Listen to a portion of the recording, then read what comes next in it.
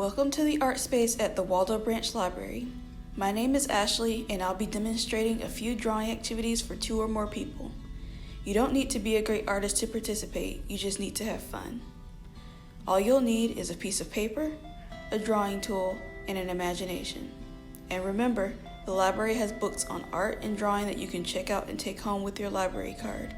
You can also check out Creative Bug for more activities. For this first activity, you'll want to choose a word and have each person draw what comes to mind. For this exercise, we're going to draw a bat. A short list of words have been provided in the blog just to get you started, but have a bit of fun coming up with your own drawing prompts. You're free to come up with your own rules or set a timer for the drawings. Do whatever enhances the activity for you. It's not about how well you can draw, but about how much fun you can have while drawing with others.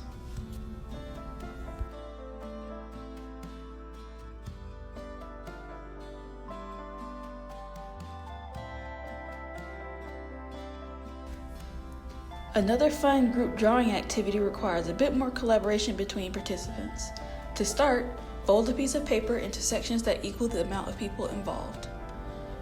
With the paper hidden from the others, artist 1 will draw in the top panel. Go over the crease to the next panel just a bit to give the next person a guideline for where to continue the drawing. You can time each person so it doesn't go on for too long. Once your time is up, flip the completed panel over so that the next artist can't see it. Don't peek.